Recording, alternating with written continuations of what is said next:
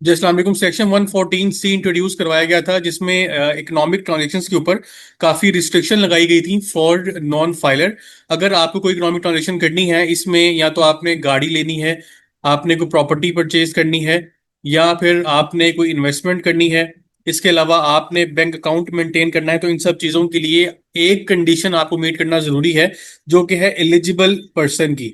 आपको eligible person की definition में फॉल करना जरूरी है अगर आप ये सारी कंडीशन या सारी ये जो भी ट्रांजेक्शन ये करना चाह रहे हैं। ये इनिशियल ड्राफ्ट था सेक्शन 114 सी का, जिसमें कहा गया था कि अगर कोई बंदा इन एलिजिबल पर्सन होगा तो वो ये सारी ट्रांजेक्शन एग्जीक्यूट नहीं कर सकता। और एग्जीक्यूट करने से पहले हर बंदे को एक सर्टिफिकेट लेना कंपलसरी था, जो कि एफबीआई वेबसाइट पे कुछ टाइम के लिए अवेलेबल भी किया था। अब वो क्योंकि लॉ जब पास होगा तो उसका एक प्रॉपर एक एसआर इशू किया जाएगा, डॉक्यूमेंटेशन उसकी होगी, उसके बाद उस सर्टिफिकेट को पब्लिक किया जाएगा। उस सर्टिफिकेट का नाम था सर्टिफिकेट ऑफ एलिजिबिलिटी, सीओई। इसमें आपका एनटीएन या फिर आपका सीएनआईसी नंबर एंटर होता है, उसके बाद आपकी डिटेल दी जाती है जो कि आपकी रिटर्न से डेटा फेच होता है, जिसमें आपके एसेट्स, आपकी इनकम और जितने भी आपने अपने खर्चे वगैरह दिखाए हुए उसके मुताबिक वो एनालाइज करता है सिस्टम कि क्या आप एलिजिबल हैं अपनी ट्रांजेक्शन एग्जीक्यूट करने के लिए या नहीं। अगर आपने अपनी रिटर्न ही फाइल नहीं की हुई तो आप इन एलिजिबल कैटेगरी में फॉल कर जाते हैं। इस केस में फिर वो आपको सर्टिफिकेट इशू नहीं करता। लेकिन बजट के आने के बाद एक कमेटी बनाई गई जिसमें कुछ अमेंडमेंट इंट्रोड्यूस करवाई गई हैं इस सेक्शन के अंडर। सेक्शन 114 सी में कुछ थ्रेशोल्ड बताए गए हैं, कुछ लिमिट्स बताई गई हैं। इन लिमिट्स में रहते हुए अगर आप ट्रांजेक्शन करते हैं तो फिर आपसे कोई क्वेश्चन नहीं किया जाएगा। और ये स्पेशल रिलीफ पैकेज है फॉर नॉन फाइलर्स। फाइलर्स के लिए ऐसा कोई भी पैकेज कभी भी इंट्रोड्यूस नहीं करवाया जाता। अभी रिसेंटली सैलरी क्लास की अगर हम बात करें, अभी अगर हम सैलरी क्लास की बात करें तो सैलरी क्लास को 2.5% की रिडक्शन अलाउ की गई है ईच स्लैब में, वो भी अप टू सर्टेन लिमिट है। 5 लाख तक अगर आपकी सैलरी फॉल कर रही है तो फिर आपको ये जो रिडक्शन है ये अलाउ की जा रही है, लेकिन उससे ऊपर कोई आपको रिलीफ नहीं दिया जा रहा। और जब इससे ज्यादा रिलीफ की बात करते हैं तो आगे से यही जवाब मिलता है कि आईएमएफ की इस पे रजामंदी नहीं है। जबकि आईएमएफ ने स्पेशली कहा है कि नॉन फाइलर्स को कोई ट्रांजेक्शन एग्जीक्यूट करने नहीं देनी चाहिए। ये इकोनॉमी के लिए बेहतर नहीं है, उनको टैक्स नेट में लाने की जरूरत है। यही एक तरीका है कि आप नए लोगों को टैक्स नेट में शामिल करें और पुराने लोगों के ऊपर जो एक्सेस टैक्स आपने लगाए हुए हैं उसको आप रिड्यूस करें। लेकिन इन सारी रिकमेंडेशंस को नजरअंदाज करते हुए गवर्नमेंट ने काफी बोल्ड स्टेप उठाया है और सेक्शन 114 सी में कुछ लिमिट्स बताई हैं, जिसमें गाड़ी परचेज करने के लिए सबसे पहले लिमिट बताई गई है। अगर आपने कोई गाड़ी परचेज करनी है जिसकी वैल्यू 7 मिलियन से कम है तो फिर आपसे कोई क्वेश्चन नहीं किया जाएगा, आपकी ट्रांजेक्शन को एग्जीक्यूट होने दिया जाएगा। उस केस में आपसे ना पूछा जाएगा कि आपके एसेट्स कितने हैं, ना ही आपका फाइलर स्टेटस चेक किया जाएगा, और ना ही आपकी इनकम का हिसाब लिया जाएगा। सिंपल आप नॉन फाइलर टैक्स पे करें 7 मिलियन के ऊपर, जितना भी आपका टैक्स बनता है नॉन फाइलर कैटेगरी का, उसके बाद आप कोई भी ट्रांजेक्शन एग्जीक्यूट कर सकते हैं, उसमें कोई आपसे क्वेश्चन नहीं पूछा जाएगा।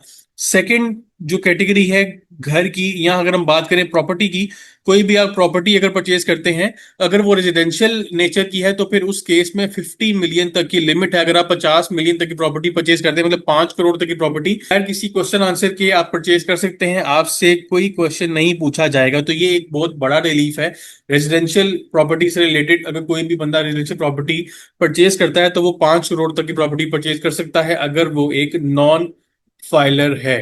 नॉन फाइलर टैक्स सिर्फ आपको पे करना है, जो कि अब जो रिवाइज बजट है उसमें जो परचेज का टैक्स है 236 के, और 236 सी आपका सेल का टैक्स होता है। सेल के टैक्स में 1.5% का इंक्रीज है। अब आपको 11.5% टैक्स पे करना है अगर आप नॉन फाइलर हैं। और 236 की जो परचेज का टैक्स है वो पहले 20% था हायर स्लैब के ऊपर, अब वो हाईएस्ट स्लैब आपकी 18.5% के ऊपर है, और जो लोएस्ट स्लैब है आपकी वो 10.5 के ऊपर फॉल कर रही है। तो 10.5 टू 18.5 के अंडर आप फॉल करेंगे अगर आप कोई प्रॉपर्टी परचेज करने जा रहे हैं। इसके बाद जो अगली कैटेगरी है वो है कमर्शियल प्रॉपर्टी की। अगर आप कोई कमर्शियल प्रॉपर्टी परचेज करने जा रहे हैं, चाहे वो आपने वहां बिजनेस करना है या आगे आपने रेंट आउट देना है, दोनों कैटेगरीज में आपको जो लिमिट अलाउ की जा रही है वो 100 मिलियन की है, कि आप 10 करोड़ तक की प्रॉपर्टी परचेज कर सकते हैं बीइंग अ नॉन फाइलर। इसमें कोई क्वेश्चन आपसे नहीं पूछा जाएगा, नो क्वेश्चन आस्क। आपकी रिटर्न के बारे में, आपके एसेट्स के बारे में, या आपकी इनकम के बारे में कोई सवाल नहीं किया जाएगा। फोर्थ कैटेगरी में जो एक रिलीफ दिया गया है वो आपके बैंक अकाउंट से रिलेटेड है। जैसे हमने डिस्कस किया पिछले लेक्चर्स में, कहा यह जा रहा था कि जितने भी बैंक अकाउंट्स होंगे, चाहे वो करंट अकाउंट है, चाहे वो सेविंग अकाउंट है, इन सब अकाउंट्स को एफबीआर ब्लॉक कर देगा और आपको इजाजत देगा कि आप सिंपल कैटेगरी का जो अकाउंट है सिर्फ वो ऑपरेट कर सकते हैं। इसका मतलब क्या था कि जो आपके करंट अकाउंट में बैलेंस पड़ा हुआ है या सेविंग अकाउंट में बैलेंस पड़ा हुआ है, उस बैलेंस को कोई खतरा नहीं है, लेकिन उस बैलेंस को आगे फर्दर इस्तेमाल करने के ऊपर रिस्ट्रिक्शन है कि आप उसको कहाँ इस्तेमाल कर सकते हैं। आपका जो भी अकाउंट होगा उसको बंद करके जितना बैलेंस है वो एक नया अकाउंट आपके नाम पे ओपन किया जाएगा, जो है आसान अकाउंट। आसान अकाउंट में रिस्ट्रिक्शंस हैं। आपकी रिस्ट्रिक्शन है, इन्वेस्टमेंट के ऊपर रिस्ट्रिक्शन आपकी अप्लाई होती है। गाड़ी आपने परचेज करनी है, प्रॉपर्टी आपने परचेज करनी है, कोई भी आपने मेजर ट्रांजेक्शन करनी है, वो आप इस अकाउंट से नहीं कर सकेंगे। इसमें कोई थ्रेशोल्ड या कोई लिमिट डिफाइन नहीं दी, लेकिन हम एफबीआई ने लिमिट बता दी है कि हम ऐसे लोगों को टारगेट करेंगे जो एक साल में 100 मिलियन से ज्यादा का कैश विड्रॉ करते हैं अपने अकाउंट से।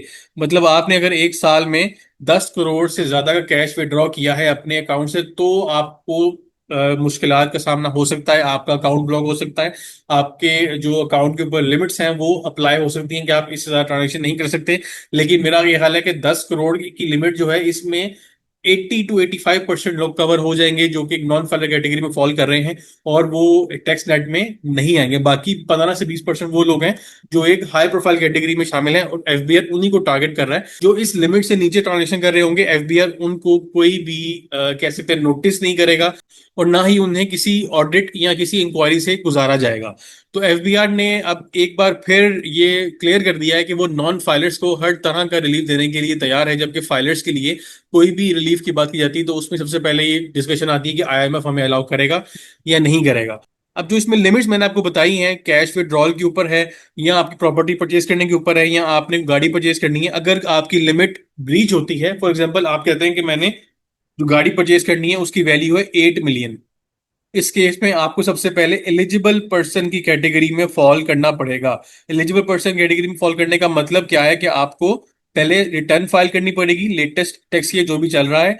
उसके बाद आपको सफिशिएंट रिसोर्सेज की एक स्टेटमेंट है जो कि एफबीआर आपसे मांगेगा कि आपके पास कितने रिसोर्सेज हैं, कितनी आपकी इनकम है, आपके पास इतने एसेट्स कहां से आए कि आप ये एसेट परचेज करने जा रहे हैं और आप नॉन फाइलर थे आज से पहले। सर्टिफिकेट ऑफ एलिजिबिलिटी ये भी आपको एफबीआर से लेना पड़ेगा। तो ये कुछ कंडीशंस हैं आपको जो मीट करनी पड़ेंगी अगर आप एक नॉन फाइलर हैं और आप इन ट्रांजेक्शन्स के ऊपर जाके कोई ट्रांजेक्शन एग्जीक्यूट करना चाह रहे हैं। अदरवाइज अगर आप इन लिमिट्स के अंदर रहते हुए काम करते हैं तो कोई आपको क्वेश्चन नहीं किया जाए।